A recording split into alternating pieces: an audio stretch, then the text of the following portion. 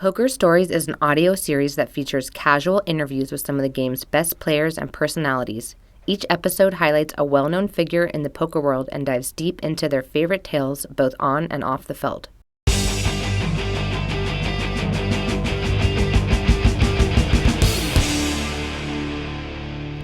Hello and welcome to Poker Stories, a podcast brought to you by Card Player, the Poker Authority, and hosted by me, Julio Rodriguez. This is episode number 57, featuring poker tournament director extraordinaire Matt Savage. Matt is the executive director of the World Poker Tour and also runs the Bay 101 Shooting Star event in San Jose, along with the LA Poker Classic at the Commerce Casino, which is running right now at the time of this episode's release. Matt was one of the key people, along with Linda Johnson, Jan Fisher, and Dave Lamb, that created the Tournament Directors Association, which established the base rules that almost every tournament in the world follows today. He was even featured as the tournament director in the poker movie Lucky You, starring Eric Bana, Drew Barrymore, and Robert Duvall. And at one point in this episode, you'll hear about the time that Matt dared to question Duvall while they were on set. Believe it or not, Matt got his start in the industry as a chip runner, and he says he'd probably be still working as a dealer if he hadn't gotten carpal tunnel.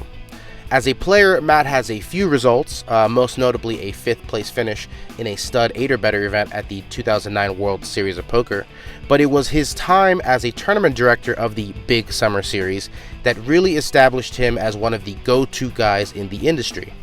He was just 34 when he took the big job in 2002, and he oversaw the series at Binion's as the main event increased from 631 players when Robert Varconi won, to 839 in Moneymaker's year, and an insane 2,576 when Raymer took it down.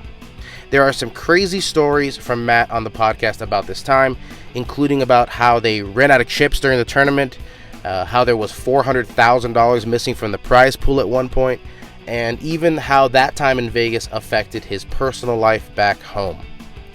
Anyway, that's enough intro. Here's my conversation with Matt Savage. Well, I guess we should start this by me thanking you for not only coming on the podcast, but also for doing an intense amount of research on the podcast. Yeah, I had never heard your show or heard of it, and I started listening to them, and I love them. I think it's great. You're doing a lot of good stuff. So, well, that means we have a marketing problem we have to deal with. But two, I'm glad you enjoyed the show. Did you get through all 50 something I have episodes? Not got through all of them. That'd just starting crazy. 2018. Yeah, I didn't know there was that many. But I do listen to it on 1.5 or 2 speed. So. And I sound particularly chipmunkish at 1.5 speed. A bit like Robbie Straczynski. But yeah. Well, that's his. I sound like his natural voice at 1.5. Okay, exactly. That's a little better. So you're just a voracious podcast consumer. I am mostly with fantasy football and hockey stuff. So more or less. I never noticed. Do you like have an earbud in, snaking through your suit on the tournament floor and stuff? Or? I just started wearing these headphones, which you can hear, that go through your bone. They're bone conductors, so I started listening to those, so you can actually hear people outside and listen to them at the same time. Wait, what? It helps with Explain podcasts. this technology to me. I'll show it to you. Okay. We're at your house, by the way. Luckily, we are neighbors, so this was a very quick drive. So those go around your ear, but they don't actually go into your ear, but it works fairly well. So it's like a cochlear implant almost. Exactly. I can talk to you, but it actually works better if you close your ears. So. Okay. And that allows you to do everything? Yep. Stay informed? Correct. You got something going on in the background at all times, pretty much? Yeah, I do, and my wife hates it. So. Very plugged-in man, I would like to call you. One of those people who is always aware of what's going on, constantly on social media. You ever take a break? Or does she force you to? Only when I don't get signal. I pretty much take a break. And sometimes on, you're on a plane or flights, I don't actually buy the internet, so I can kind of download and actually listen to podcasts or do whatever. But yeah, my wife hates it, but she's gotten used to it over the years. All right, well, let's go back to the beginning before Marianne was in the picture. Did you grow up in San Jose? Or? I did. I was born and raised in San Jose, and NorCal kid, all the way through high school there. So yeah, I spent most of my childhood in San Jose. until I moved out at 18. And what was the family doing? What was little Matt involved in? What were your passions? I started bowling when I was 12, so I really became a bowler. Okay. That was what I liked to do. And at the same age my son is now 12, I was already taking buses with my bowling balls and, getting on different bus routes to get down to That's how you know you're Oak Ridge a real Lanes player. in You San had Jose. plural balls. Yes, I had more than one, but not until probably I was 14 or 15 did I have more than one. What is each ball called? I always call one the straight ball, one the hook ball, or like. Yeah, you had ones for different oil patterns. So some of them hook more than others, and then you had different fits early on, and then all of a sudden you went to all the same. So it was more or less you had a straight ball, and then it developed into you had a strike ball, and then you had a spare ball. So you use it for if you had to throw the ball straight or to pick up the spares. I only have one ball, and it's usually like 6 pins with some kind of split involved ball. Exactly. So. Yeah, it was a way in the early days of me being in the poker industry to make a little extra money. But, that was like your side hustle. That was kind of like the side hustle. Nobody knew that Matt had a bowling game. So how good did you get? What was your peak? At my best, I was definitely over a 200 average. But again, 200 average then is not like it is now. Now, with the equipment and the different stuff, it's much easier to be better. Back then, the bowling balls were not nearly as good as they are now. So they didn't. You actually had to have a little skill to hook the ball, and now these days you don't. So it's a different thing now. I don't think it's as good as it used to be because it used to have to be better. I mean, I was at a place that had 60 lanes, and I was the highest average one year at 199. So now these days, everybody averages 200. That pretty much. You just mean the equipment has gotten so good that any Joe Schmo can train themselves to be a 200 player nowadays? Yeah, that's true. I actually have a friend named Tyler Patterson who wants to bet $100,000 that he could bowl a 300 in 1 year. This is WPT champion Tyler Patterson. Yes, he thinks he can bowl a 300 in 1 year, betting $100,000. What is the equipment besides the ball? I mean, talking about like the wrist straightener? No. It's basically the equipment. The outside of the ball has a different texture to it now. Okay. That when you release it and it hits into the pins, it actually has much better reaction to the lanes and to all the pins, and it actually makes it easier to bowl. You used to have a 16-pound ball for sure if you were going to be a good bowler. Now you can do 15, even 14 and a half pounds to be a professional bowler. Or be like me when the bumpers are on, pick up a 7-pound one and just like toss it halfway down the lane with a wicked spin. Yeah, we used to do all that kind of stuff too. We used to do crazy stuff after the bowling lanes closed because I worked at one, and we used to try and bounce it off the roof. Oh, I want to get to your past jobs. See how far we could get it down the lanes. What was your gig at the bowling alley? Just spraying. I was cleaning shoes? ashtrays. I was cleaning ashtrays. I was a porter. I started working when I was 14 years old. Never really had a month off since then. But yeah, I was a porter to bowling lanes, and cleaning ashtrays was basically what we did. And when the balls got stuck in the middle of the lane, you had to run down there and get them, and it was kind of a cool job. Was that a family mandated thing that all the children work? No, not at all. I just was hanging around the bowling alley so much that they made me go to work. You can't even say alley anymore now. It has to be lanes, Yeah, alley has a negative connotation. Yes, I think. exactly. The way things are these days. Sorry to all the women named Allie out there. Exactly. Okay, so you're in high school. You're doing the bowling thing. How was school? Were you a good student, or? I wasn't a great student. I didn't care for it much. Homework was the worst part to me, but I did I started a bowling team at my high school, and we were okay. We used to travel to the local places and bowl against other high schools that actually had a team, and it was kind of a nerd thing to do, but I was into it and I loved it. Were you a nerd? Oh yeah, for sure. Really? I wasn't popular at all. That's for sure. I just feel like, I could see you being the studious type maybe back then, but not at all. You're saying you're not that at all.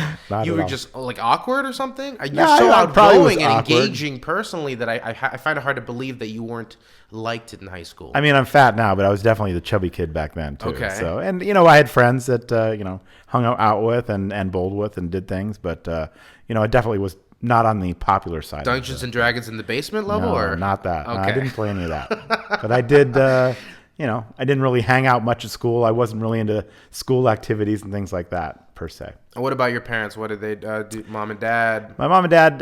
My mom was a typist. She was a secretary, but she also had her own business where it was a typing business, and you could actually hire people to type things for you.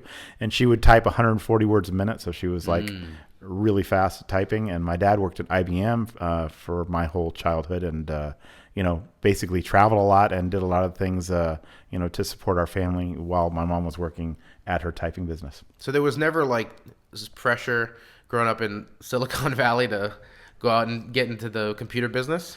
No, I never really had that pressure on me. My parents never pressured me to do anything. They were pretty supportive pretty much all the time when I was growing up until I found poker. Then they, weren't as supportive. But yeah, my parents always supported me in my bowling. They would take me wherever I needed to go, or, supported me going on trips.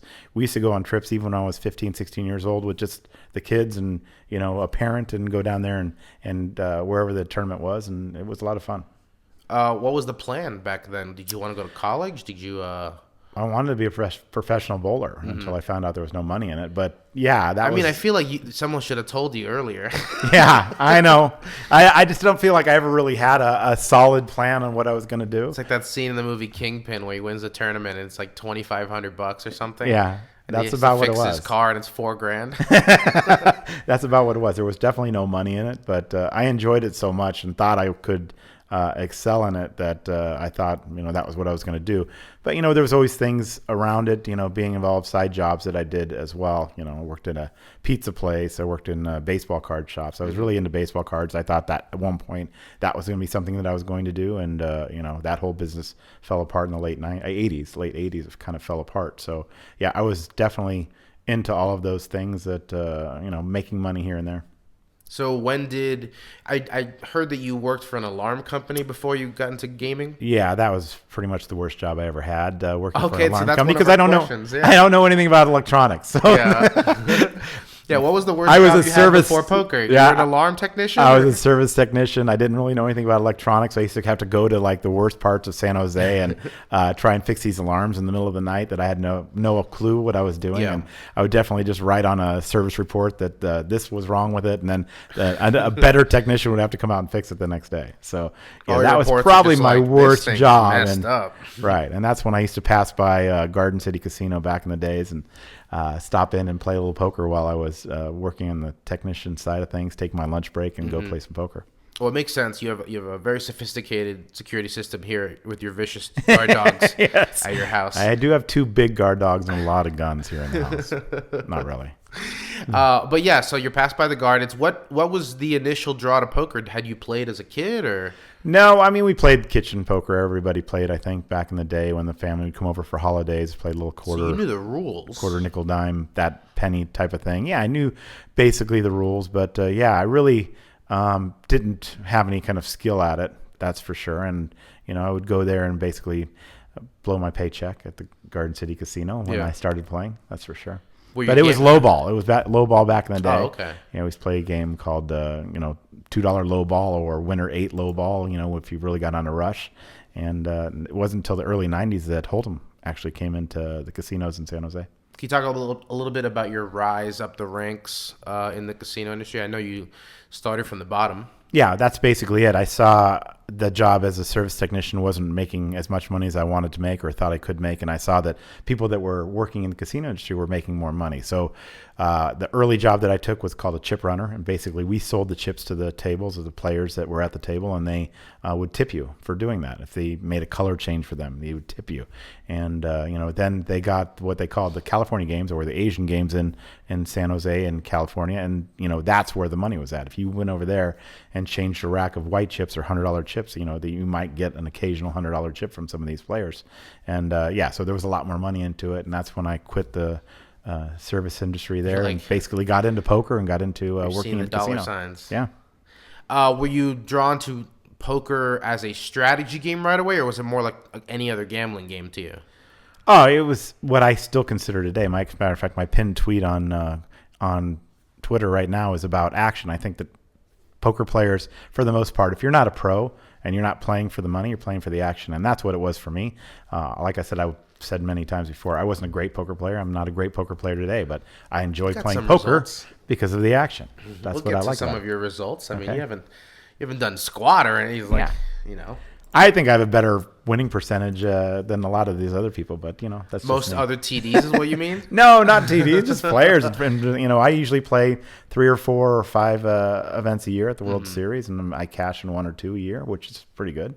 I feel like that's good for me, and it's about my level. Better than the guy who goes 5 for 100. Better than the guy that was 5 for 100. I mean, great poker players have gone 0 for at the World Series, so it's not easy. It's something that you have to be running good and obviously playing well is to have results in those things. So these early days at Garden City Casino, early '90s. Who are you seeing there? What's the scene like? What are the games? That's a lot of limit. Back then, there was no limit, and no limit was not played in the Bay Area in San Jose. It was you had to travel to play no limit, so it was limit games, and that's kind of where I got my passion for limit games and why I still play them today. I think is because of that, and I would travel around in the Bay Area, see that other things were going on, but what I really wanted to do back then was deal poker. So it's something I trained to do, and when Bay 101 opened in 1994, I went over there and took an audition and passed the audition. And not only was the guy that was doing the training, it's kind of something that I've carried through my career. He was more interested in my attitude and my personality towards the job, not as much my dealing skill. I wasn't the best dealer when I started dealing, but I had a good grasp of the game, and in addition to that, I was good with the customers, and that's what they were after. But then Bay 101 didn't open for a year, so I had to go back and work at a baseball card shop again, and a friend of mine opened one up. But it was down for a year, and then when we came back, I started dealing poker again. So I really enjoyed it, and I said to a lot of people that I would probably still be dealing to this day if it wasn't for carpal tunnel, which I had back then. I didn't really have the initiative because dealing poker was a $200-300 cash job a day, and that's in the 90s. There was no money in management, right? There was no money in management. If you went to the floor, you were going to take a pay cut. So I didn't really want to do that. today. But I got carpal tunnel, and because of that, I had to go on the floor and do something, or else I was just going to go completely broke because I was taking EOs and playing poker, and that wasn't a way. Where you were making $200 or $300 a day, making $200 and $300 a day in poker was not as easy. So you're in the box. Do you remember your first shift, or do you remember any early struggles? I remember being a dealer that never called the floor. I remember it was something that I felt I took pride in the fact that I never had to call the floor because I think I controlled a good game, and that's what I was proudest of. Is not because you're making rulings at the table, but no, they're not coming up. Yeah, they're not coming up, and anything that came up I could kind of squash. So I remember working the 4 to 12 shift, and a lot of the people that I worked with back then have become to this day managers in different casinos and stuff like that. So we think back to those days as well. It was more like reunions that I get together now than I do with high school. It's not something that it was definitely my break-in job, dealing there, and it was a big part of my life. I still look forward to seeing those guys and look back to that time as a really good time of my life. How many of those guys that you dealt to are still playing these days? Oh, a lot. If you go back to San Jose, which I do because I still work at Bay 101, a lot of those guys are still playing poker, which is interesting because everybody's a lot older, but yeah, they're still playing, and they're good customers for us at Bay 101. What about the notables back then? There wasn't a whole lot of notables. Everybody had a nickname back then, Furniture Steve and Coffee Mike and all these guys that, had nicknames back in the day, but they were also, just the normal players, I just want to try to get a temperature for how hot poker was in the 90s.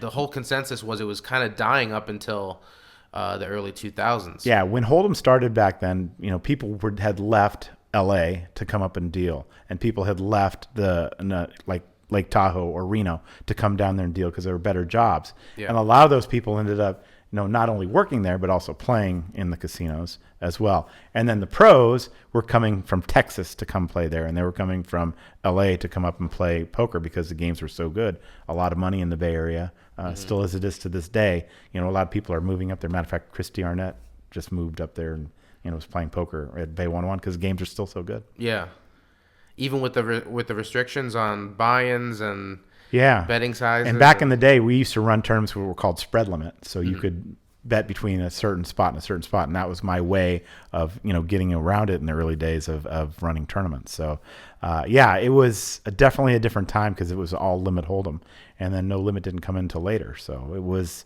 a way to keep, more people in action. There's an old saying that we used to say, the clock on the wall will take care of them all, meaning that as long as people are still in action, the casino's making a lot of money. And that's why it was a good thing to have Limit. When No Limit came in, people were going broke a lot sooner. So, the action was always good. Silicon Valley was really hitting, and people were coming in and playing, and so those daily players had jobs. They'd come in after work, or they'd come in before work, or on breaks, or whatever, and that's where the money, and that's how the casino stayed successful for so long. I imagine it was easier for you in the Bay Area, where you didn't have to fight for casino space for poker like they do in Las Vegas, especially in the late 90s when they were shutting down poker rooms like crazy.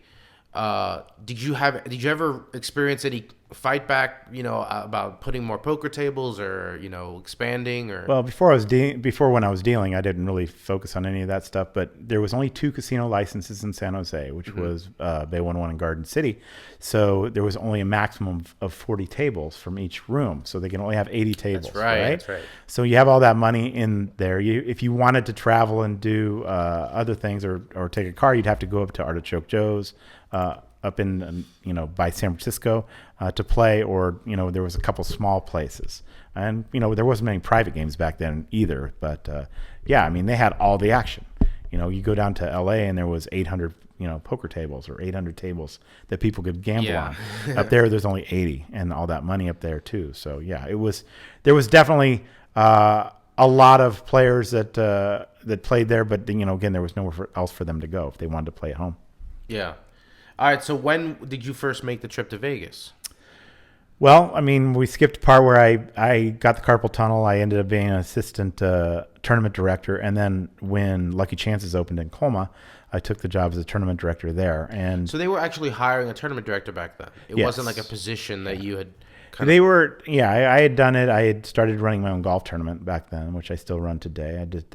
I just had my 23rd annual golf tournament.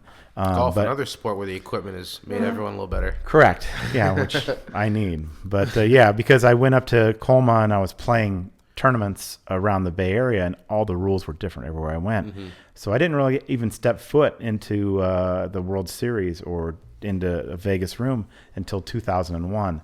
And, wow. I just assumed, having been in poker for a decade at that point, you had already made the trip to Mecca, or whatever you want to call it. No, hadn't done it at that point, because it really wasn't, it was kind of a thing. People would talk about it. A few players from the Bay Area would go, but not many would go down and play the World Series. So in 2001, I went down there with this, full of vim and vigor and ready to go, and, wanted to talk to the tournament director there about standardizing the rules for poker. And back then it was Bob Thompson and his son Robert Thompson. And basically, this is you still working at Lucky Chances? I'm still working at Lucky Chances there.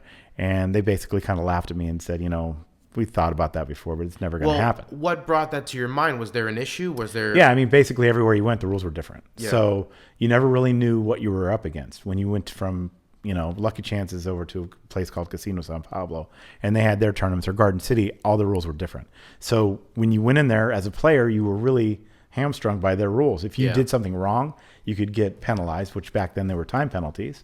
And it was a problem. The rules were different. It was definitely a problem for the players. I think the players these days don't realize how bad it used to be back then for those type of things. It was I'm just writing down time penalties. It's like that's one of the hilarious things of the past that poker play. Yeah, I definitely changed that in the early days of the TDA. I said that it's wrong, because what would happen with time penalties was that if you didn't like the guy, you'd play a lot faster. And if you liked the guy, or you didn't think that the penalty should have happened, people would slow down. Yeah. And so it could be a wide range of like 3 or 4 rounds to 1 round, or a few hands. Wasn't there an infamous heads-up time penalty at the World Series one year or something like that? Yeah, we gave a penalty because of that, and then basically I ended up had to bring it back and say you can't do time penalties, because if the guy again doesn't like the other guy, he's going to play as fast as he can. Exactly.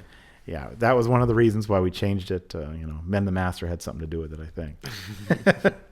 He usually does. So you go to Vegas, and they're like, "No, your ideas are stupid, young kid. Yeah, your ideas, get out of here. You don't really know what you're talking about." At the time, I'd already met Linda Johnson, who had come to the Bay Area and played a tournament that we invited her to at Colma. And she said, well, I have this poker industry conference that I run every year. Why don't you try and put something together and we'll put it on the back end. So with her help and Jan Fisher and Dave Lamb, we founded the Tournament Directors Association back in 2001. And we had about 25 TDs and card room managers from around the country that came in and, thought that we could put something together that would really, change the industry. And it did, because now you can't really play a major tournament that's not using TDA rules. Yeah. So, yeah, that was kind of my big idea and big start into it. So coming into 2001, and then in the following year, Tom McAvoy was hired to run the World Series of Poker. He was kind of like the consultant for them. This is when he was leading his anti-smoking push. Right, exactly. And so you can check that episode out on an episode of Poker Stories, which I already did. And so, yeah, he came to me and said, hey, I know you're, kind of up and coming and you're a little young to be the TD of the World Series of Poker, but how old were you at the time? I was probably 30. That was 2002, and I just turned 50 a few weeks ago. So that would be 16 years ago. So I was 34, 33, right. 34. I'm 34 right now. Right. The idea of letting me run the World Series of Poker is hilarious. But even back then, it was worse, because now you can be younger and those type of things. Back then, it was the old school, and it was the old boys. And that's why when he asked me to run you it... had no facial hair. You looked young. Yeah, I went to Linda, and I said, Linda, what do you think about this? She goes, don't do it. They didn't pay the TDs and staff from the year before. They're not going to pay you. Don't do it. The Binions were running a shit show towards the end, right? It was. I felt sorry for Becky, because she kind of didn't know what she was doing, but she was very nice to me. I had no complaints. Her and Benny. And she gave you the shot. I mean, it's hard to be. And even Nick, when that happened. So Tom McAvoy is actually the one that came to me. But everybody I went to and asked about, me running the World Series are like, don't do it. It's just, they're not going to pay you and all those things. No, I finally came to the opinion that if I did this for free, it'd still be worth it, because not only would I get the reputation, but I would actually, have the experience of running something this big when I was just running literally, $50 and $100 tournaments in the Bay Area at that time. So, I really wanted to take a shot. I went to the owner of the casino that I was working at, Lucky Chances, and asked him if I could take, 5 weeks off to run the World Series, and he said, sure, go do it. And so I said, you know what, I'm going to do it, because and what's holding me back from running the World Series? Yeah. So you run the 2002 World Series. How responsible were you for, did they just bring you in and just say, this is the tournaments and you have to just sit here and police it? Or were you setting the schedule? Were you doing after the World Series? Dealers? After the World Series, after going down to starting the TDA with Linda and Jan and Dave, I was really into structures. I was really into policies and doing things. So I was really excited about doing that. But when I went there, they had a tournament coordinator, which at the time his name was Steve McDonald. Actually he came in the year following. Brian, there was a kid named Brian that already worked there. And I worked with him, and we basically set up the structure, the schedule, and everything about it. And it was a lot of fun, because I really wanted to change some things. Back then, Limit Hold'em was the opening event, and it was the biggest event outside of the main event. Actually drew more players than the main event did that year.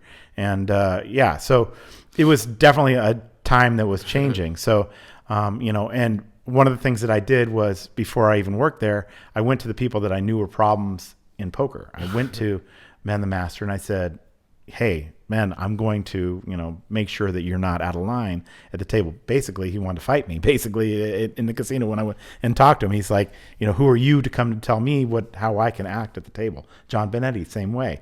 Those people that were real problems, I really was aggressive in front of the fact that I didn't want to have any problems. You wanted to stop the problem before it started. Right. And the other thing that I was really on top of was the fact that it was going to be the first year that was going to be non-smoking. So I made that announcement, which drew applause. But I also, one of the things was that before 2002, the World Series poker events never started on time. So I said, I'm going to start the World Series poker event on time. That was my big, thing and big foray into the World Series. So, and the first year went great. So I really had no issues. with the players, and I loved it. I mean, I stayed at Binion's, which wasn't a great place to stay back in the day. Some would call it a shithole, but it was, I loved it. I loved everything about it. Coming downstairs, going to work. I would get up at 9 a.m., work until 3 or 4 in the morning every day. And you had a good steakhouse upstairs. Awesome. Yeah, I'd go to the steakhouse occasionally too. The cafe, you could, get that roast. They had a great pastrami sandwich back in the day, and the coffee shop, steak and eggs. What was it, 99 cents back then? You were there for the Varconi.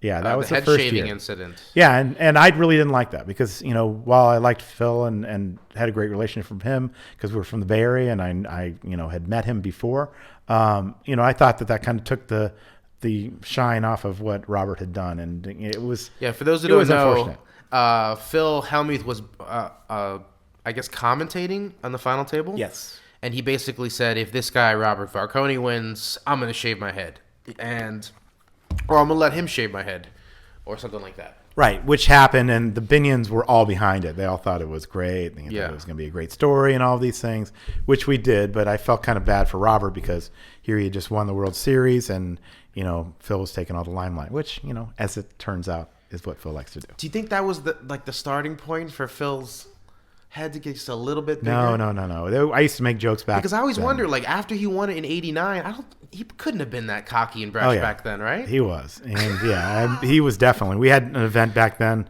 It was a heads-up event. It was bracelet winners versus bracelet winners, and okay, that's cool. I used to just get on the mic and make fun of Phil all the time. And he was great. Phil's great about taking it. He takes needles very well. But I drew his name. I drew out the first name, and it was Mel Weiner.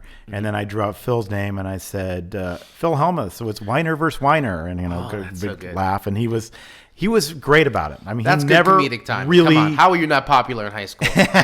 He really took all these needles well. And, and I'd get on the mic and say, hey, could somebody help us out here? Phil Hellmuth's head stuck in the door. Because he used to be that way back then, too. Yeah.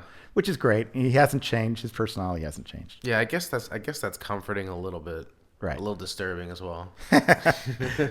All right, so you're there for the Varconi years, and then next year, you're going into it. I mean, you couldn't have. Did you guys know what was coming? We didn't know it was coming. I'll take a little step back because we were with Card Player with 2002. Barry had come in and said, "Hey, we're not going to advertise for the World Series unless you pay us." Mm-hmm. And Becky thought about it for a little bit. She goes, well, we're not going to pay you. Mm-hmm. And sure enough, WSOP was on the cover of the World Series. It was on the cover of the Card Player that year because they called her bluff. Yeah, they called her bluff, and you had to advertise. I think that was the first years after Barry had bought the magazine from Linda. Yes, exactly. Yeah. And so we were all, come on, you have to advertise. You have to pay these guys. They're the biggest and the best. We're not going to have any advertising for the World Series. Nobody's going to come.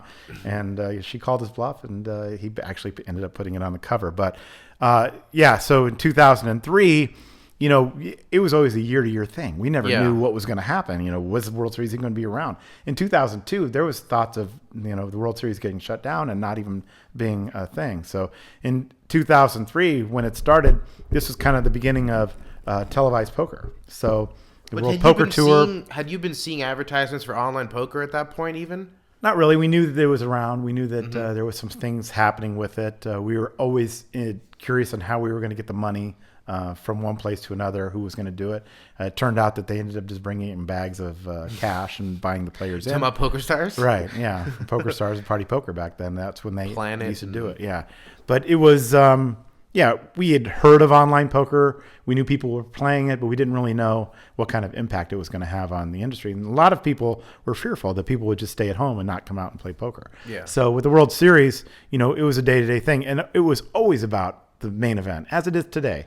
If the main event number goes up, which it had every year to that point, then it was a successful tournament. It didn't matter about the prelims. Those weren't important. And I still kind of feel like it is that way today. But yeah, back then, if you had a successful main event, it was going to be a successful tournament. So we didn't know until the day before. We were going to have a bigger number. The year before, we had 669. Right, you didn't have an online registration. Right, no idea what it was going to be like.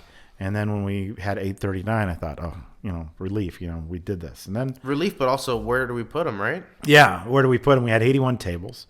So, and we didn't have basically any room for anybody. So we were making them 10-handed, which would freak people out these days, but we made them 10-handed. We had alternates. We did anything we could to make that happen. People are sexual whiners. Yes, and we had it, on stud tables, which would normally fit 8 people. We'd put 10, but people back then, they weren't really complaining about it. Then nobody cared.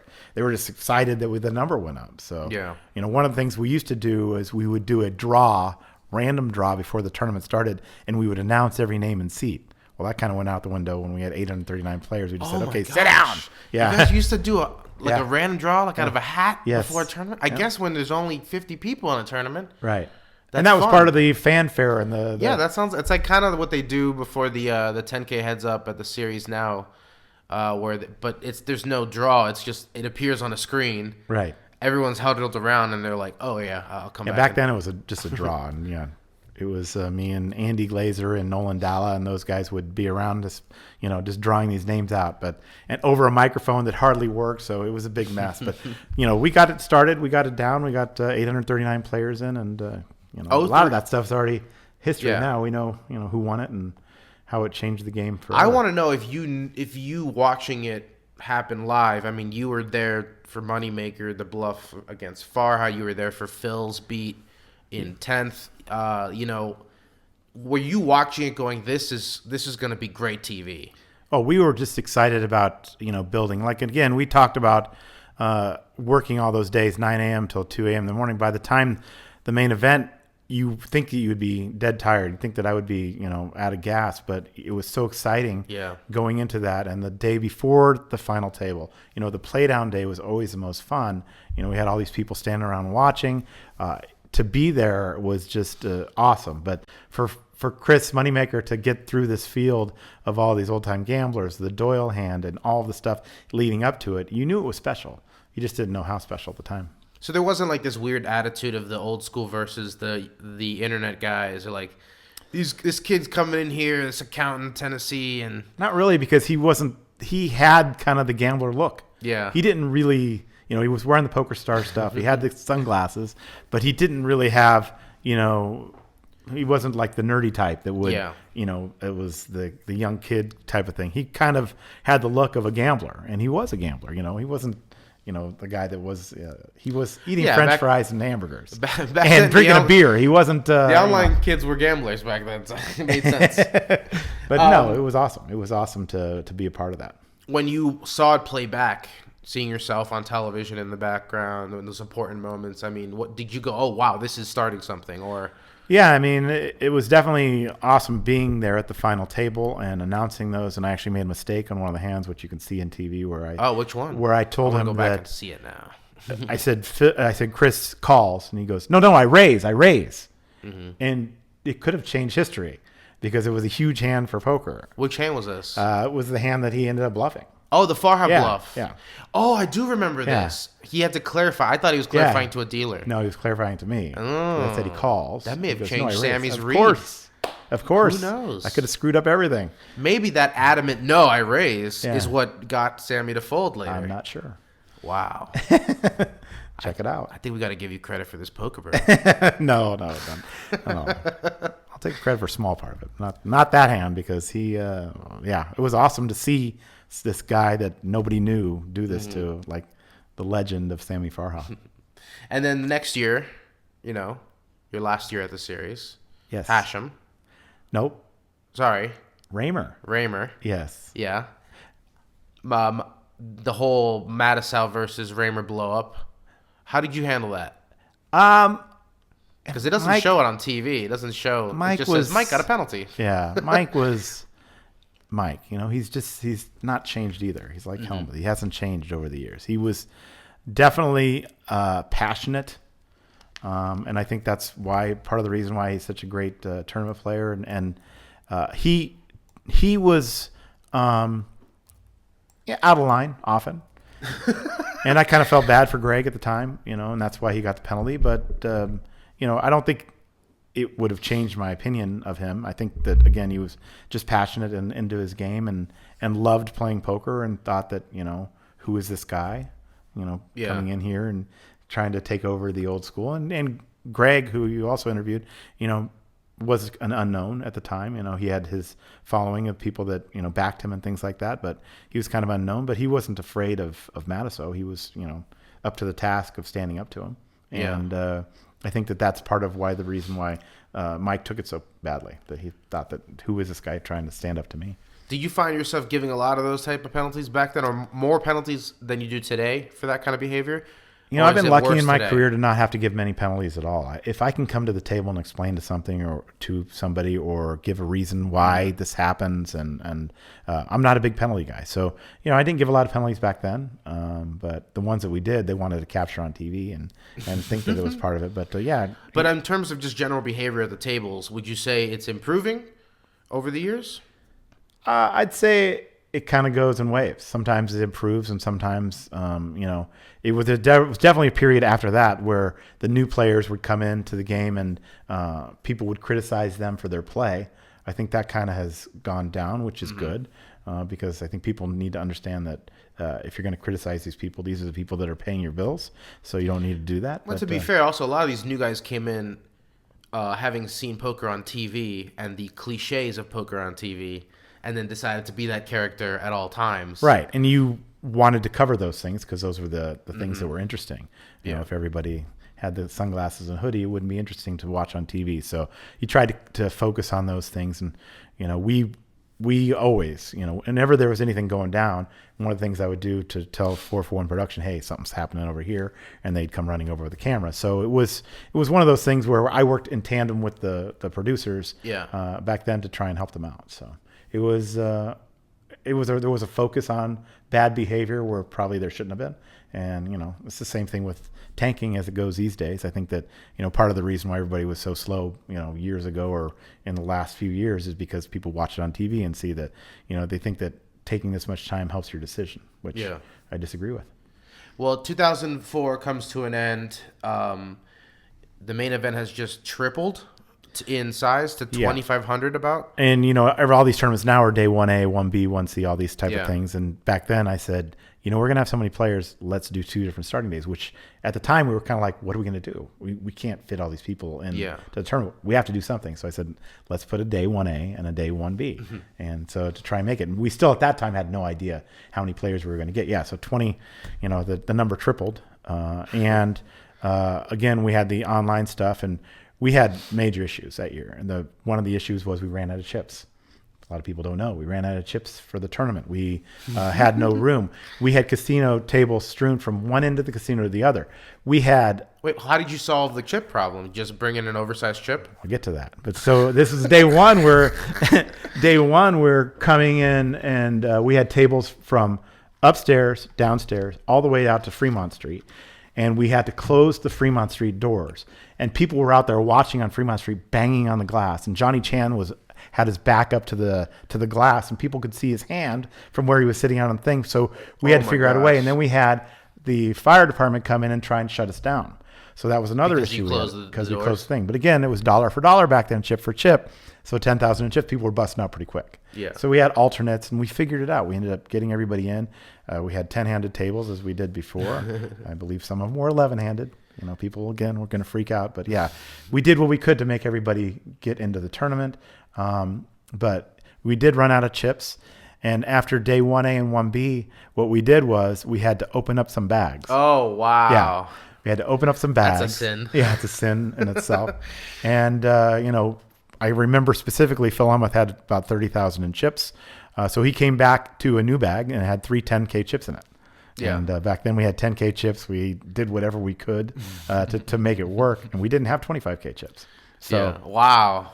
It does take a lot, a real gift for viewing into the future to see a tournament size triple. Right. Like that. That's absurd. You could expect a big gain, but tripling is right. And so we knew when we had that at the time we were going to be in trouble. We didn't have enough chips. So when the day got done, day 1A, our guys stayed up all night, and I did too, until about 9 a.m, opening up bags and changing chip bags. And again, when we came back the next day, not a peep. Players, can you imagine if this happened today? Yeah. I mean, these aren't the same colors. It'd be the biggest scandal in the history, right? Yeah. but we didn't make any mistakes on the chips, and it came back and everything was clean. Nobody complained, which is amazing. And we got to the end of the tournament. Well, I mean, it's better than playing with quarters, I guess. Yeah, for sure. That's for sure. Okay, so why not return to the series? Obviously, the series was moving to the Rio the next year, except for the final table. And there was that whole thing. Why not continue with the series and forever and ever and ever? So when that series was over, I went on a cruise. And a well-deserved cruise. A well-deserved cruise to Alaska with my new wife, Marianne. And Was that the year you got married? No, actually, I wasn't even married then. We're just my new girlfriend, Marianne, I should say. I went on a cruise. And I actually proposed at the final table of the 2004 World Series, which is on YouTube. You can check it out. It's actually pretty cool. Norman Lawn, they did a voiceover for it, too. It's actually interesting. But went on a cruise, and when I got back, I had messages on my phone. And that was old flip phones back then. But I had messages on my phone and say, hey, come in right away to the World Series. So I got there, and this is kind of news breaking, but they said there was $400,000 missing. From what? From not the prize pool, but from their cage. Okay. Yeah. 400,000 missing. And I said, what? I know nothing about this, right? Yeah. So then I started thinking back to after we closed registration. And I said to a guy I was working with, I said to him, hey, Mike, we have this many chips out in the tournament, but we have this much money in the cage. Okay. And so I called up Howard Greenbaum, who no longer works for the World Series. And I talked to Terry King, who ended up working still for Harris for quite a long time. And I said to him, we have money for 2,576, but we only have chips in play for 2,538. I said, I know that we had all these online qualifiers and some people double qualified and there was all kinds of things going on that way. But I said, we have the chips for 2,576, but we only have this much out in chips. So something's wrong. Something happened. So what I figured out really soon was so Howard told me at that time, he said, we have money for 2,576, put 2,576 into the prize pool. And I said, well, you're my boss, so that's what we're going to do, but I don't think it's right. And other people can confirm that's what we did. We put the money into the prize pool.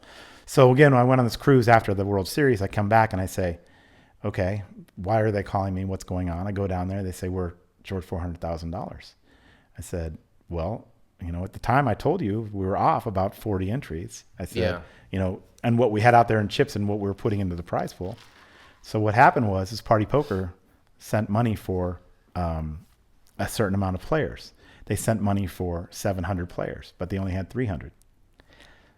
70 instead of 30, you mean? Yeah. Yeah. So they sent money for 70 instead of 30. Yeah. So what we had done was all that money was sitting in the cage, and since we had it in the cage, we just put it in the prize pool. Oh, wow. So basically, it was just a rake-free tournament. Wow. And there was an overlay in the World Series of Poker. Wow. So I just sat there. So it just sat there Nice and got gift paid for the out. players. Everybody got paid out. Wow. Nobody knew about it. But I thought, heads are going to roll, and who are they going to blame but me, right? Mm-hmm.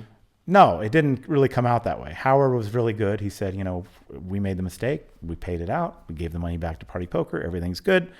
And nobody ever really said anything after that. It's still recorded in the record books as having the wrong number of players in the 2004 World Series. So instead of 25.76, it should be 25. Like 25.38. We figured out there's two double qualifiers that we should have paid back also, but that money went in too.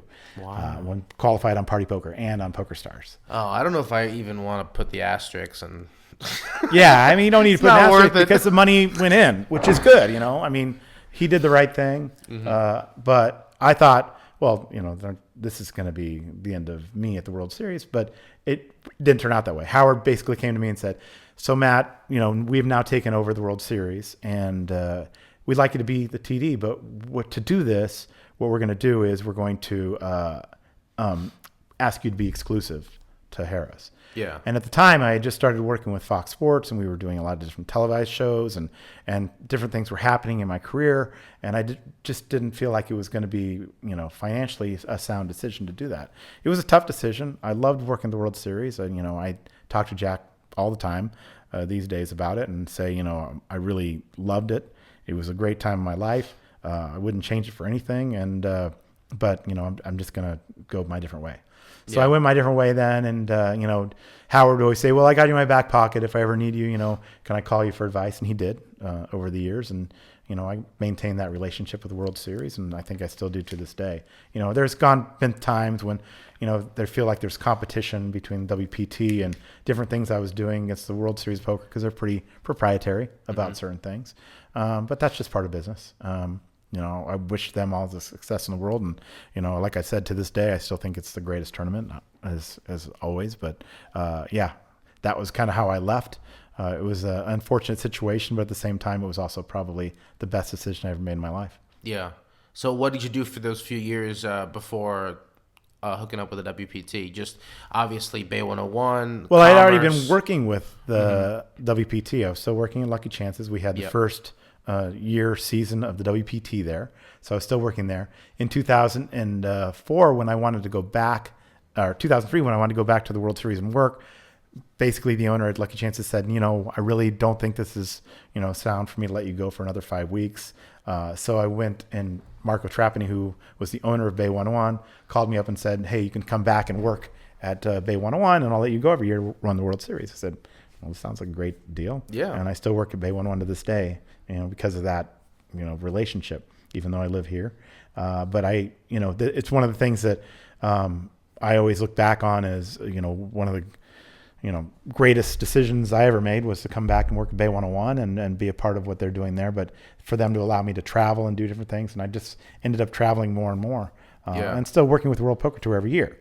And the following year we went and took the WPT down to Bay 101. So I've worked with WPT, basically since the inception, but took a bigger role with them a few years ago as the executive tour director.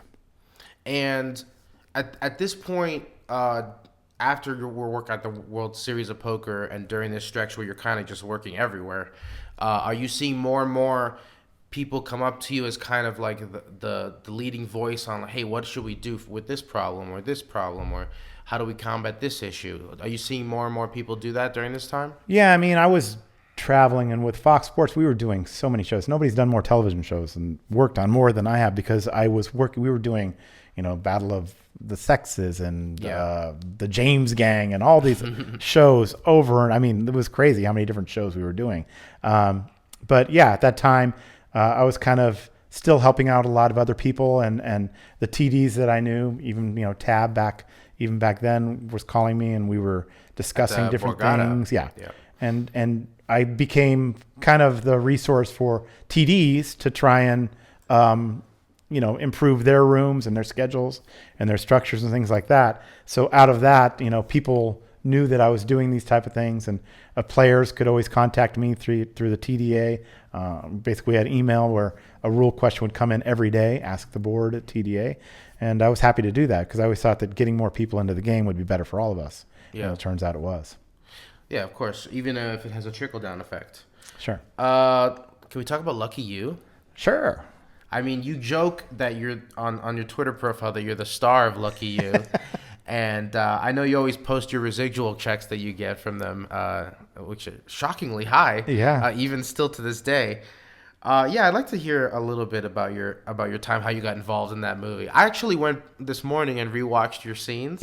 Right. You are basically the narrator of the second half of the movie. I still say I have more lines in that movie than Drew Barrymore. It's crazy how much you can you don't see you a ton, but your voice is in the background of pretty much every poker scene, narrating the action. Yeah, they ended up using me as timing for a lot of the movie, which, I don't know if I get credit for it or blame.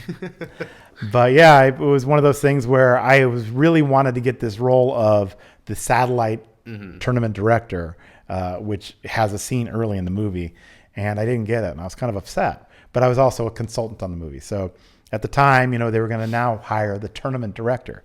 And I thought, well, there's no better way for, me to be on this thing to actually do what job I already do. And so I went and auditioned for it. There was about 100 people that auditioned, real actors and things like that, auditioned for it, and I got the job. I got the part. Wow, so there were real actors trying to get part of Matt Savage? No, they were trying to be the tournament director on the job. And actually, there was hundreds of extras on it, and poker players were all over that movie, as you see. Oh, but man. there was also consultants and things like that. It is one of those really bizarre movies that you rewatch and you're like, that guy was in this too? You're right. That guy was in this too? I was there was a scene where that I was just messing around seeing. It was what's his name? Michael Shannon. Michael Shannon's a big part of that movie. He's like he has a he has this scene where he's bluffing, and Eric Bana gets him to reveal that he's bluffing with a tell, I guess. Right. And his reaction to busting is so... I've never seen any poker player react like that ever. But it's so funny. It's exactly like a Hollywood actor would do a poker player. I'm telling you, the movie's not as bad as people say. No, it's not. It's one of those things that you watch. Like, I didn't like Rounders when it first came out. I thought it was okay, but you watch Rounders again and again, and you say, "Yeah, this is great." Well, right? you said you were a consultant on it. How much were they listening to you? Because there's some hands in that movie that are like they seem mundane, and I'm like, okay, a poker player wrote this scene. You know what I mean? Like that's exactly what they should have done. The poker players and Doyle and a lot of those people helped with the poker hands. I helped with more of the WSOP things. So, the accuracy of the chips and all of those different things. I was working with the technical people on that. So I wasn't doing the hands. Carol Fellon, who was the co-producer of the movie, she was the one that really got in tune with all the poker players and loved hearing poker stories and all of those things, and played a few events herself. She was the one that basically went to the poker players. I wasn't involved in the poker hands at all, so I don't get any credit or blame for those. No blame, definitely. Yeah. Especially for some. But you do get the blame for just a terrible ruling. Can we talk about how you just allowed blatant collusion? If you haven't seen it, watch the movie. It's now showing on Cinemax. It's on HBO too. That's where I watched it this morning. Three-handed, and Matt Savage doesn't see the blatant collusion happening right in front of his eyes. I thought in all cards are supposed to be turned up. I fought that rule for the biggest time, and ended up being... This is what I'm getting at. Basically became an argument between me, Carol, and the director of the movie, an Oscar-winning director, Curtis Hanson, that you can't do this because it's not the rule. It wasn't the rule then. It's not the rule now. You have to show the cards. And so they basically changed it where he kind of shoves his cards into the muck. So he was breaking the rule where they didn't want it, and then ended up them saying, well, it's a creative license and you don't have a say. So I lost that argument. Yeah, and so people still come to me this day all the time and say, why'd you allow it, right? And so as if you really did. Kind of like Rudy was offside. Oh, you mean like why did you, Matt Savage, allow the movie to film that way? As right. If you have any say in the script. When I tried, I fought it. I really fought it hard. That is interesting that you at least got them to concede that he mucks his cards. Right. Like he throws into the muck. So like, okay, he's. They did change it. Yeah, they did change it to where he kind of fired. I imagine the first take was him looking at his pocket aces. Yeah. And then showing them to the person next to him, going like, nah, and then folding them, like something really blatant like that. Yeah, so that's one of the things. If you see, he really takes a tight look of them, so nobody could see it. Yeah. Right, and then he kind of forces them into the muck so the dealer can't grab them. Not Matt's fault at that point. Nope, not my fault. Unretrievable. Oh, nothing I can do. Definitely retrievable. If you look at the muck, they were definitely retrievable, but it wasn't supposed to be that way either. Were you starstruck? I mean, Deborah Messing, Robert Duvall, Horatio Sands. Yeah, I mean, Robert Downey Jr. Yeah, those guys weren't in those scenes, so I never saw them. But I did see Drew Barrymore, and got pictures with her and things. And I worked with Eric Bana, who hasn't done a lot of great movies, but he's the Hulk. Hilarious. The guy is funny. Trek. At times he was doing different impersonations of everybody, including myself, all the time. He was very funny. Australian, right? But Australian. Was he method? He was definitely method. He was definitely not talking. He was talking in Australian when he was doing the impersonations. But when he was in the movie, you can change your voice. All right, but he wasn't walking around like Huck Cheever. No. Okay. So. But Robert Duvall was the one that I was kind of starstruck with. The Godfather. He's in that movie. It's like he was the man. But yeah, that's what Doyle said as well. Right. There was definitely some being starstruck by him, and he was tough to work with. He was definitely a guy that wanted it his way. There was a thing where they told me that I needed to move, that I wasn't on my mark, and I looked down and I was on my mark, and I said, I am on my mark. They said, no, you got to move, and I said, I looked over Robert Duvall, who was a foot away from me. I said, Robert Duvall's not on his mark, which was a big mistake. Because Robert Duvall looked at me and said, son, I'm always on my mark. And I just felt a sweat go down. And everybody was silent for like 3 seconds. And then everybody started busting up laughing. So I said, oh, my God. I was so nervous. Yeah, because I said, but he wasn't on his mark. What can I tell you? Your mark adjusts based on his mark. Yes, exactly. So I had to move because of him. So they moved me and didn't move him. I like that. All right. Let's see. Let's get into some rapid fire questions, which for you, we're going to go through them, but they don't really apply the same way. I first want to ask you some TD related questions.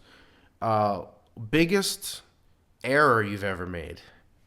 Not hardest decision, because, whatever, but like one where you like a day later, you're like, I shouldn't have ruled that way. Or the biggest error I've ever made was back in 2004. Okay. And it was on a show that we did downtown called, I can't remember.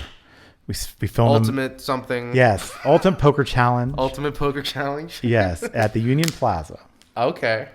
Oh, Bob Bright was telling me about these. Yes. Which was great. That's kind of how Minneapolis Jim Meehan, who recently passed away, became his legend that he was. This was the show. We had him on there all the time because he was great. Yeah. He was awesome. But I had a poker player that was from the Bay Area that came down, Tahoe Andrew, a very famous poker player, 2 bracelets. Rare to know that. But he would be playing the tournament, and he kept showing me his hand. And I'm standing behind the table, and I don't like to look at people's hands because I don't want to, say or be a part of any of the action, obviously. You probably have a great face for when you see cards that just gives like the blank. Right. All tournament reporters that Exactly. are worth or anything, they have that face where like they didn't just see cards. Right. So he shows me he has 2 aces. And the flop comes down as an ace. And I said, Tahoe has a set of aces? And, yeah. I've never admitted that before. I still think it's the biggest error that I've ever made. At least that wasn't like a bad judgment call. That's just a slip. Yeah, it was a bad How one. was that handled? He won the pot. Let's just say he won the pot. Did he win it gracefully? He won it gracefully, and he got paid off too, which was even better. So I was a big sigh of relief on my part. Yeah. But yeah, I did say he had a set of Everyone just aces. assumed you were joking, huh? I don't know. It was bad. It was one of those ones where you just start sweating, and I kind of walked away from the table. The mic What in my about hand. player encounters? I mean, you don't have to name names, but have you ever gotten into a situation where somebody just did not agree with you, and there was Yeah. words? There was a time when at the World Series with Peter the Greek. Dandalos. No. Something like that. No, That's it a sounds different like Greek. that. It's How can I not remember there's his so name? many the Greeks. Yeah, but he was around for a long time. But basically, it was a pot limit hand. Not and Pete the Best. No. Not Pete. Whatever. I'll look it up after this. All right. I'll He text basically was in this hand, and we had the rule where you had to turn your cards up when all in and heads up. And he made a bet that was over the pot size. And so when the guy said a call, they both turned their cards up. Now they're paying off the hand. They said, wait. My bet was over the pot size. I don't have to pay that. And I said, yes, you do. When you expose your cards, you have to pay off what, you accepted the action of that. And he got in my face. He was like, MF this. Oh, this is like a pot limit game. Yeah. Right. I didn't know that rule. Okay. Yeah. So, right. Once you accept the action, which he did, and he had to pay it off. It was the same as saying I'm all in, which you can't do in pot limit. But, if you accept the action, you actually can go all in. If it's right. That rule exception. actually makes a lot of sense now that I think about it, because if he had won, he would have taken every chip Correct. too. Correct. Yeah. And so he got in my face, and basically security had to get involved and stuff like that. He never forgave me in all the years. Yeah, I think haven't seen him for the last 5 years, but he never forgave me. But I still don't think that was a bad decision. Buddy. I've been lucky that in my career I haven't had really issues with people and bad decisions. John Jawanda still holds one against me where he acted like he showed his cards to another player, but he didn't. And I know he didn't, but everybody at the table said he showed his cards to everybody else, and I made him turn the cards over, and he still held that against me. He said that I didn't show him, and you should never have made me do that. You know who I am. I'm not going to lie to you and all this stuff. But no, I never really had any issues with people. All right, John, it's about optics. Yeah. Okay? You can't do that in front of 8 other people and not look like you're playing favorites. Right. Nothing against you. Matt's just trying to be professional. Get over it. Okay. Also, come on the podcast. Yeah, love that. Come on the podcast, John. He's a legend. Okay, let's get into some player questions here. Biggest pot you ever won or lost? I know you play. Biggest pot I ever won or lost. You do have a World Series final table on your resume. Well, yeah, those pots are always ones I lost, but I was short stacked that whole time, so I never really lost any big pots. But did misread a few hands at that final table, which was one hand, which was bad. But never get tipped out real big after a tournament and then just go blow it all in a high stakes game. Yeah, probably done that for sure. Rob Varconi tipped good back in the day. That was good, and I wasn't very careful with the money until I met my wife. You know, she's the one that's really responsible in our relationship. Tell that story, because I think I met her for the first time in 2008 at Commerce. Yeah. Does that make sense? Was she working there as well? So I've been listening to your podcast, and I know that one of the questions is your worst bad beat. The worst bad beat I ever took was in 2002 when I went to the World Series. I made $20,000 cash, okay, because we got paid cash back then. And my wife lost $25,000 back home. This is my first wife. Wow. She lost $25,000 and owed a bunch of people money, and I had to go home and pay that off. That's the worst beat I ever took. That's pretty bad. What was the vice? She was into double hand poker, which you guys call pie-gow poker, but it was double hand poker in the Bay Area, and she would play a lot of games. Wow! And lost a lot of left money. For a summer. Yeah. And she drops $25,000 on pie-gow. That's crazy. So sick to my stomach. That's a bad beat. Yeah. It was a bad beat, but it turned out to be the best beat best story I've ever had in my life. Is because I met my wife at the World Series of Poker. She was a cocktail waitress at Binion's Horseshoe. And, I talked to her in 2002. I was still married. In 2003, I had told my wife that at the time, that if she ever did this again, it's going to be over. And I got a phone call like the first week at the World Series, and somebody had said that she had asked to borrow $10,000. So you can imagine how pissed I was at the time. And so I said, we're done. Ooh. And this is when I started talking to Marianne. Yeah. So it worked out okay. Because 14 years later, we're still married. Marianne has seen that level of degeneracy in others. Yes, she has, and she was not degenerate at all, and still to this day isn't. Matter of fact, it's kind of cold in the house right now. That's because she doesn't have the heater on. She's definitely good with money. The fact that there's extra lights on right now is probably an issue with her, and she'll come out and turn them off. I'm glad she made it nice and comfortable for me.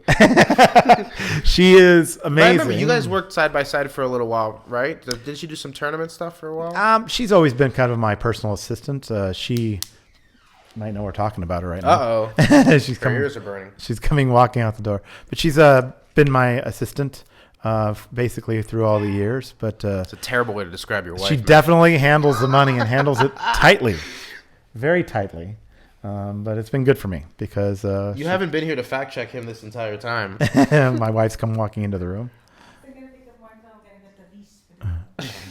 Yeah, but I met Marianne, but she wouldn't give me her number or tell me anything about her back at the World Series until I was divorced. She would not date me. She was very honorable. Very honorable about that. Matter of fact, she changed 2 phones, so I wouldn't contact her. And one time she called me, and it was the early days where you didn't have the caller ID, but it had just come out. So I said, "So is your phone number this number?" And she goes, "What? How did you know my number?" And so from that time forward, I finally got her to date me. So that's how it started. I mean, you could spin this story 2 ways. It's either persistence or stalking. Yes. But either way, I guess it turned out all right. She always says I stalked her, but in a good way. There you go. Good stalking. I never hurt anybody. But she is the first one to say that she loves me. That's true. There you go.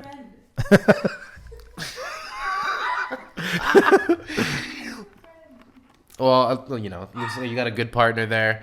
Let's see. We have some more rapid fire questions. Who's the best player we've never heard of? The best player you've never heard of is a guy named Dick Corpus. Dick Corpus. Yeah, he made the final table of the Tournament Champions in 2001. Actually, I had a piece of him then. Probably my biggest piece ever, which I know is another one of your questions. I got $30,000 back in those days. Wow. So I had 50% of them. He was a guy that played in the Bay Area. Nobody to this day I've ever seen read anybody as well as he has, except for maybe Lane Flack in 2002 when he was back-to-back. Amazing, back-to-back Flack. But Dick Corpus to this day can read players better than anybody I've ever seen. But he's in the Philippines. He has some visa issues. Oh, okay. And he's in the Philippines, and I go there and once in a while see him in a poker tournament. But nobody to this day ever played poker as well as Dick Corpus. He would win 1 out of 3 daily tournaments at Bay 101 when we ran them. It was amazing. If he was playing today at the series, would he do well? I do believe he would do very well. I think that some of the things that he could do were different. I think he's a little ahead of his time. People weren't playing aggressive like he was back then. Yeah. Like they are today. And he was just the king of the soul read, huh? Yeah, he was definitely the king of the soul read. I never met Stu Unger, but apparently he was pretty much that way as well. It's like Danny Negreanu, except he folds. Yes, Daniel Negreanu. Right, exactly. Oh, that's good. So that you answered the best swap you've ever had. Best player we never heard of. I have to ask you a question. As a member of the media, I have players that I like, players that I don't like, players that I root for quietly. Mm-hmm. Do you do any of that, or do you have any people you're just like, that's a good guy, I want that guy to win? Or yeah, I mean, I think there's just so many good guys in poker that I'm always rooting for Jason Kuhn before he was like that guy that was winning all this stuff, and Shannon Shore, who we've also had on your show, just quality people, always friendly, go out of their way every time you see him to say hello, that type of thing. I there's so many good guys in poker that, I root for. I root for players in a way that, if they win or lose, I listen to their bad beats. Yeah. But I just think there's a lot of good guys in poker, guys that would never screw anybody else over. Those are the guys I root for. And I think that there's just so many people that you never met before that are just that way, honorable to the T. And you've heard stories of somebody walking up to you, hey, I need 10,000, just the guy that will reach in their pocket and hand it to you, Yeah. For any reason. But no, just good people. But hour 14 of a final table, the short stack doubles up. Are you not rolling your eyes a little bit like, ugh? Oh, I can tell you stories about production or fist where pumping when I've been in the production trucks when, somebody goes bust and they're like, call. I mean, the people are really rooting for people to go out. Yeah, there's those times when you want it to be over, but it's part of the job, and it's part of the job that I've enjoyed my entire career is announcing final tables. I did that forever, and I loved it. I loved doing it. I loved being a part of the action, and it's my way of playing without actually being at the table. Yeah. I like to say I've made more final tables than anybody. I always tell people I've finished second in every tournament I've ever watched and never won any money. Exactly. Because you're there till the end. Poker players are always big. And I love you guys. By the way, the media, I think, is the most underappreciated group of guys. And when these guys come up and start criticizing you for missing something in a hand, it irritates me to know. Well, I've never. That's why I don't. That's part of the reason why I don't follow Joe McKeon anymore. He's on my block list because. For him to criticize people for getting hands wrong or these guys that do that, it's just Joe's still a little crabby, but I do think he's gotten a little better. He has gotten a little better. I think he had a girlfriend, so he had to, he had to grow up a little bit. Oh, all of the anger is falling away. I mean, I like Joe. I've never really had an issue. I had to block him because he kept on just trolling me on Twitter, and people don't realize that it's a troll, and so thinks it's things. I love trolling people on Twitter. By the way, that's part of what it's about, especially for sports. Sports is why I love trolling people the most. Yeah, let's talk about sports. You go to every sporting event there is, pretty much. No, right? I don't. I don't go to any basketball and no baseball. Hold on. The other day you flew in from Dallas after going to the playoff game and then went straight to the Knights game. That's the first time I've been to Dallas Stadium, Texas Stadium, which was awesome. Got to see the big boy. And always been a Cowboys fan and always been a San Jose Sharks fan. But when you're all over the place. But when the Golden Knights came to town, I was there for the naming of the team. I was there for the draft. I've been kind of involved with their Golden Knights Foundation with the charity side of things. So I really have become a Golden Knights fan. And tomorrow night they're playing the San Jose Sharks, and I'm going to get knighted up on the in the Fortress. So that's going to be cool. Oh, cool. Yeah. I didn't know they'd tell you beforehand. They do, because they have to get your jersey size and stuff like that. Oh, okay. That's cool. Yeah. Okay, you mentioned Lane Flack when he was in the zone back in the day. What else have you seen like that? Like, do you recall this has come up a few times in the last few episodes of poker players who are able to find themselves in this zone where they can do no wrong, where they're picking people off, their bet sizing is perfect. I've seen it a few times. Well, I remember just Phil Ivey, being around him, all those televised things, and we did one on Thanksgiving Day in Monte Carlo, and he was up in a hand versus, God, I cannot remember his name. Was this the hand with the Queen hand. 8? Yes, and Was that guy named versus Jeremy 4-5. something No, like it that? wasn't Jeremy. Yanni Sointula? No. I remember he made the final table Right, there a couple no. years ago. God, how can I not remember his name? Mark. This was the hand where it was like Queen 8 for Phil versus Jack something. Phil had Jack something. He had 4-5. Okay, yeah. And went raise, re-raise, re-raise, re-raise. And Phil, the guy showed me his cards. Mark. I cannot remember his last name. Showed me his cards and kind of laughed. He showed 4-5. And then Phil came over, whispered me and said, "You won't believe what I had that hand." So I was always dying to see it, but it's on YouTube. You can find it. And I believe the gist of the hand is that Phil had like very little fold equity, if none or at all, and somehow got a bluff with the best hand through. right. Yeah, he moved all in. Yeah. It was a spot where he was bluffing, but he couldn't have been bluffing. Right.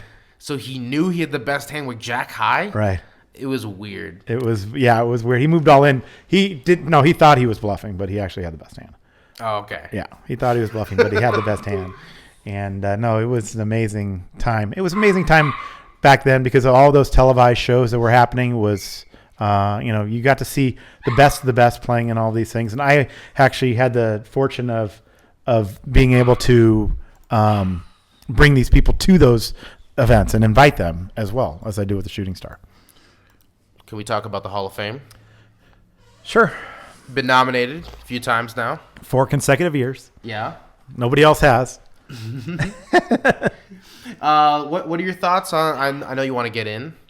It's a little bit different for you as a non-player. Yeah, it's hard because the first 3 years I basically got nominated and didn't do any promoting or what. But what I found out was that everybody else is. And what happens is there's groups of people that get together and say, let's all vote for this person or let's all vote for that person, which is unfortunate. It kind of should be your own thoughts and what you do. But I think, I'd like to get in. I think it's something that achievement that would, kind of solidify my legacy in the career, be good for my family. I really wanted to get in last year because my dad was sick and ended up passing away at the end of the year. So he never got to see that, which is unfortunate. But no, I think that I deserve it. Mm-hmm. I think that I've done enough for poker. I do enough for poker on a day-to-day basis to try and grow the game. I think that my influence over the industry has been big. So I want to kind of end my legacy with that, and I can't really retire until I get in. But I think it's something that is You're important not really for me. Retirement age yet, are you? I'm not retirement age yet, but I'd like to play more golf. Yeah. Probably travel less. But I think that it's something that I'll look back on, and I've spent a long time helping people, and my roots out there are big. I still talk to TDs all over the world, and I think my influence over the game has been enough to get me in. It kind of pisses me off that Daniel says, that people don't belong in before this guy or that guy. Obviously, Esai belongs in the World Series of Poker, but it's one of those things that I think it's hurtful to me when a guy like that, Daniel, who I respect and have promoted myself, and feel like he's done so much for the game, that he would say something like that, or that Phil Hellmuth would come out and say that this guy or this guy deserves. And when Phil knows. Yeah. I've been there with Phil. I've defended Phil publicly when he does these stupid things that are probably hurtful for poker. But it's one of those things that I think is going to happen someday. When, I don't know. Maybe it's like Tom McAvoy, and I just say, I don't care anymore, and that's when I'll get in. But all these Moneymaker says it'll happen after he dies. Yeah, all those young guys that are coming out now are deserving as well. So we'll see. I think the Poker Hall of Fame is super important for the legitimacy of poker. I think they have two problems. One is the age requirement's a little too low. Right. So people are getting there that may have otherwise not been deserving by the time they reached their 50s. Sure. And the second one is they're not letting enough people in every year. Two is creating a real big roadblock. And we're going to get to the point pretty soon where in 10 years we have these online kids. Anybody who's still around has been in it for 20 years, and some of them might start getting nominations. And then how do you ever go back for the old school that got left behind? And I have two issues with it. I have more than two issues with the whole process. Is that, one of the things is stood the test of time, right? And now How all do you these stand people, the test of time if you know? yeah. I mean, if you're a guy that's around now or not playing right now, have you stood the test of time? Yeah. If you're a guy that's broke now, or have you stood the test of time? Have you? It's one of those things that with them having two different divisions of contributors versus players, I think that's also an issue because you have people like Daniel that say that contributors shouldn't get in before players. Yeah. So that's going to create an issue where people aren't going to vote for people that are non-players. So there's been talk of dividing that up. I kind of want to get in the old way, the way it is now. It'd be nice. Or just put 3 people in, one of them being a contributor, 2 being players every year. And the other thing is I don't think it gets enough publicity.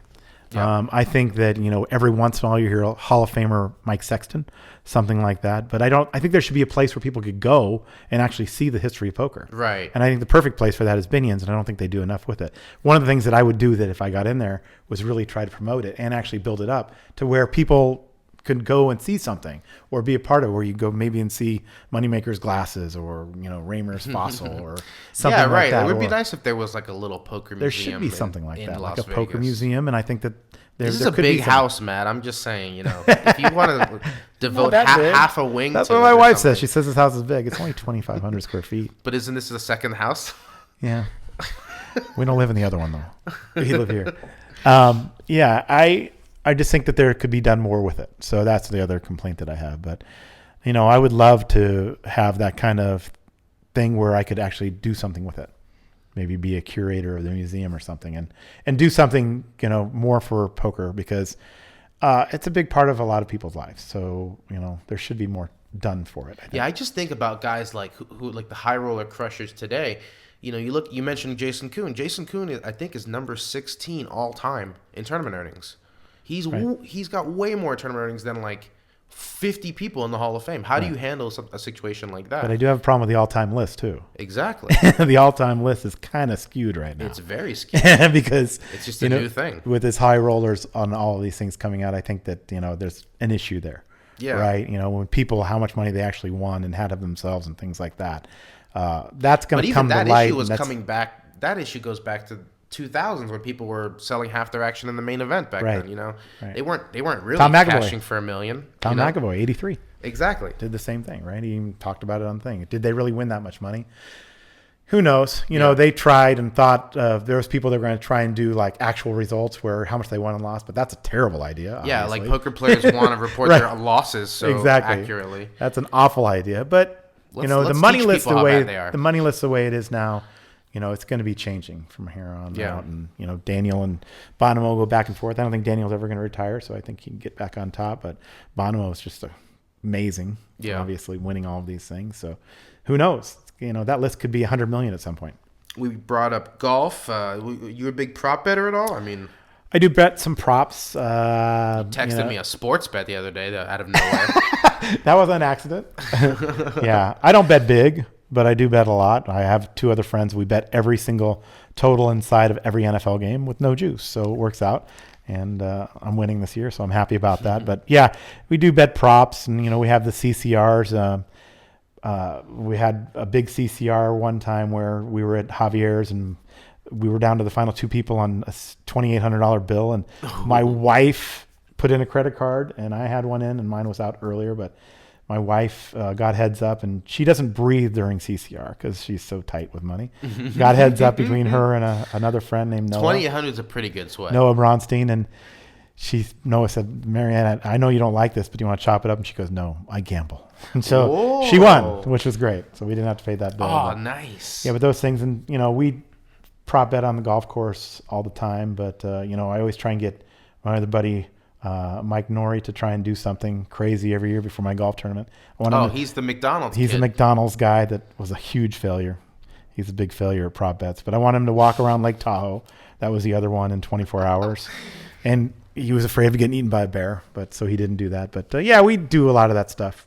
I think if you on the stay golf close course. to the water, you should be fine. Yeah. I didn't know you were a golfer. I got to get you out there too. Yeah. But somebody said the golfer, I don't think it was Petrangelo, said he golfs, doesn't keep score, and you said you agreed with that. I can't believe that. Did I say that? How do you not keep score? Maybe I was just being agreeable at the time. You don't want Nick Petrangelo. You got to keep score on the golf course, and you got to gamble for something. I mean, I don't care if it's a drink or lunch. You got to have some kind of competition. I'm very competitive when it comes to golf. I want to gamble for something. I don't care if it's whatever. My issue with the gambling games in golf is people always want to play weird games, and I just want to figure out my total score for real. Yeah. So I'll play like strokes and gamble, but it's always weird when it's match play and you see people picking it up, and I was like, no, I'm going to finish the hole. Yeah. Or then the assholes in front of you playing a 4-man scramble and like going to every shot like as a team and like taking their time. Hurry up! I'm trying to get through. Yeah, it's one of those things where you don't like playing slow golf. Yeah. But you're out there for 4.5 hours, so it's going to be slow. Exactly. And no, it's fun. It's something that I love to do and being competitive at, even though I'm not very good at golf. I like being competitive. If not for poker, what would you be doing? If not for poker, installing alarms. I always want to be a bartender. I think that's the coolest job. I don't know. I would love to be a bartender, but are you a big drinker? I drink occasionally. I drink at the games. Daniel goes crazy at the games. I don't know. It's pretty funny. I sit next to Daniel at the hockey game, so him and Amanda. Was that planned? Yeah, it was. You and Daniel bought So basically, he was probably one of the first people to get on the list, and I said, wherever he's sitting, I just want to sit next to him because those are going to be good seats. And I split tickets with Matt Stout. Congrats, Daniel, on the engagement. Yeah, that's awesome. I love Amanda. She's awesome. Yeah, I didn't know we were going to see her again in poker. It's nice to have her back. Okay, so what would you be doing? I would. You can't be a bartender at this age. That'd be crazy. I'm Why? saying like poker goes away tomorrow. Trump makes it illegal for some reason, and you have to go get a new job that's not gambling related. What do you look for? I probably would go something in the golf. I want to do something with rules. Mm-hmm. So there's a bunch of good new golf rules. There are tournament directors in golf. I know. I'd like to do that. My fear one day is that when I walk through these casinos and I see these guys yelling about these slot machine tournaments. That's my fear. I don't ever want to do that.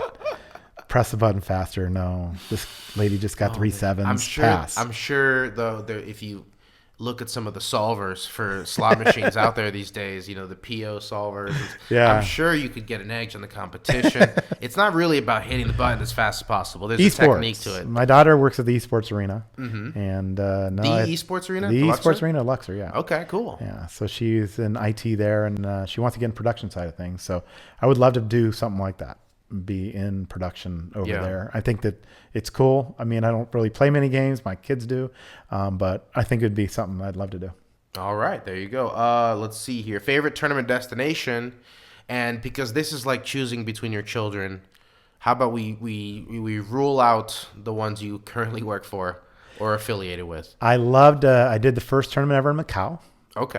So that was awesome experience. I actually had to go. Was that tractor poker or was that Hold'em? No, it was Hold'em. Okay, because I know they had different rules for something. We did that, and then PokerStars ended up coming in and being a partner in it. So it really didn't look like I was doing the first event there, but I did.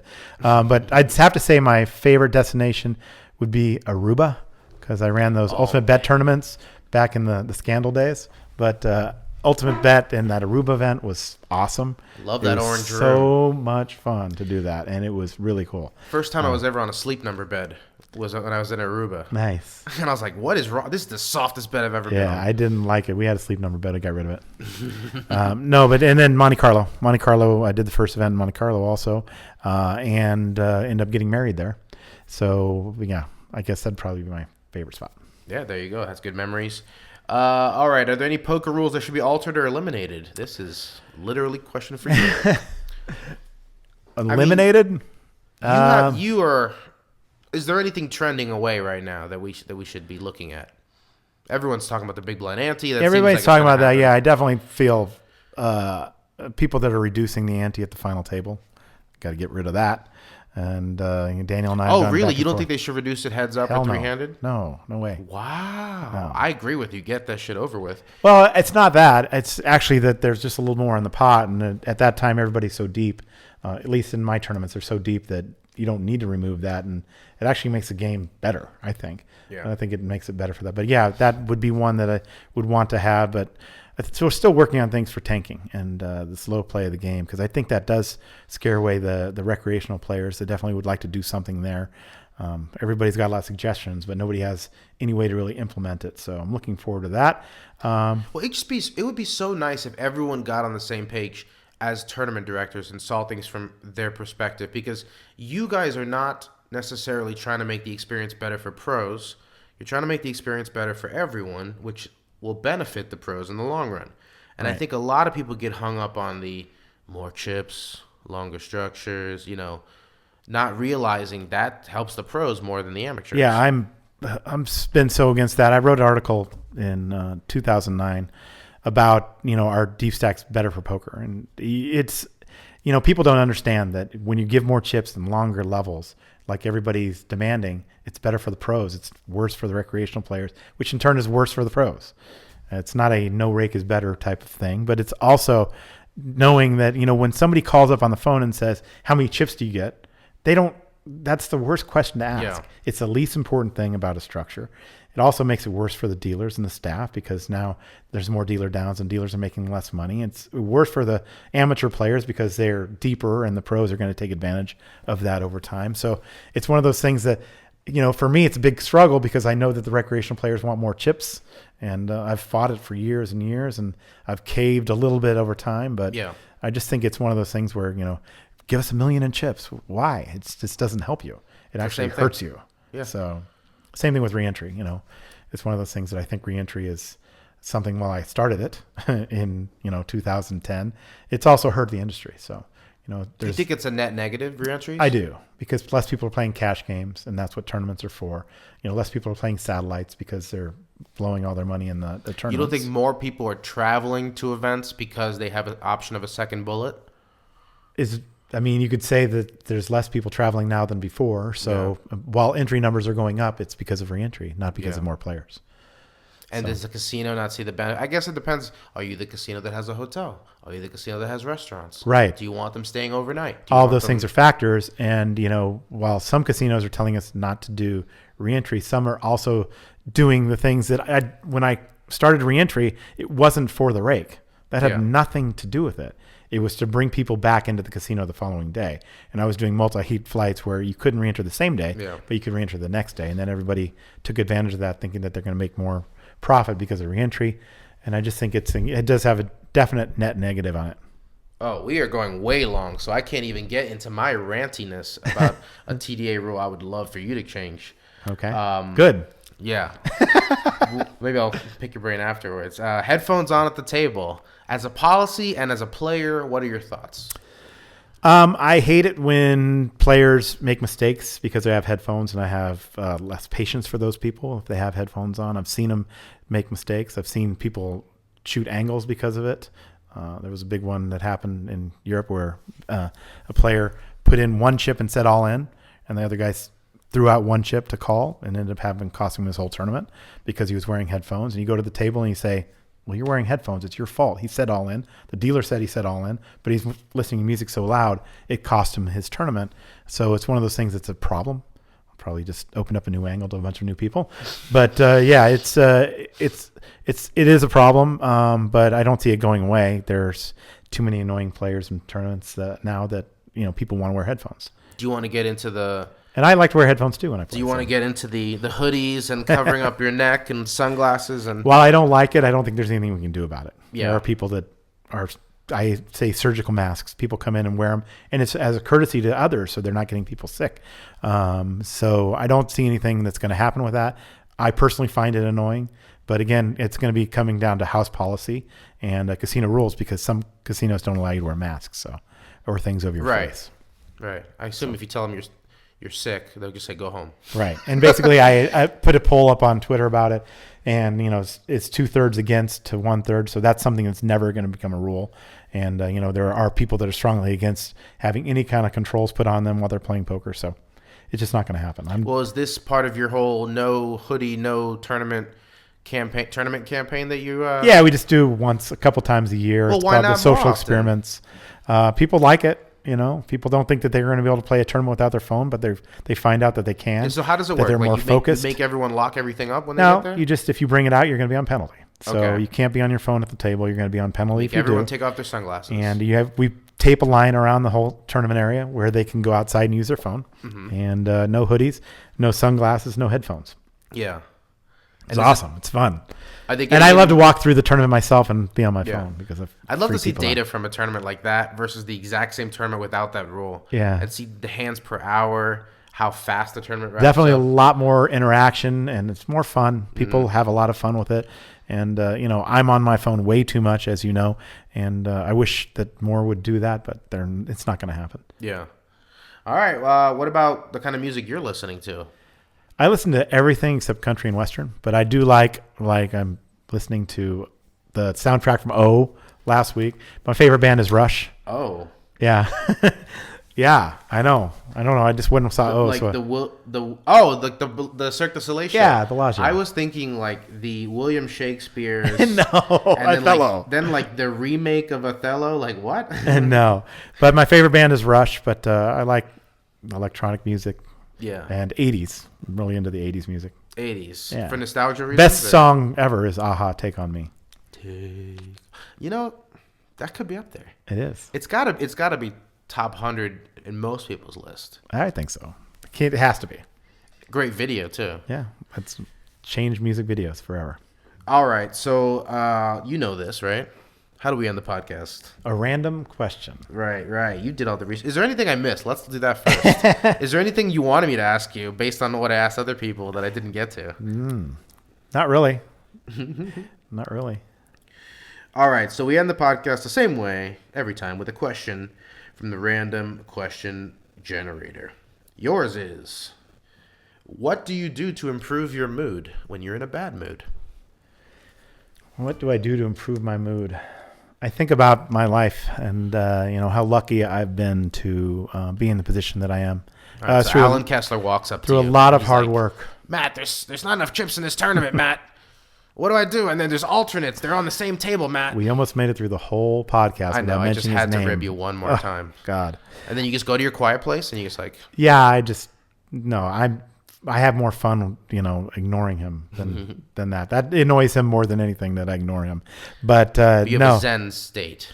I think about my family and stuff and how fortunate I am to be in the position I am through a lot of hard work and through a lot of time away from the family. But, I'd like to get back to being more involved with my family. So I think about how lucky I am to be in the position to, work with so many great people and be a part. And, I've met so many great people through poker that I'm excited to get back to that and have more fun just living life. Right. It's all about perspective, right? It is. At the end of the day, we're all watching people play cards right. for a living. Exactly. That's crazy. Exactly. Can't think of a better way to spend life. It's for sure, and I've done it. I've lived the dream for sure. I've been all over the world, met so many great people, and people that I consider friends and will for the rest of my life.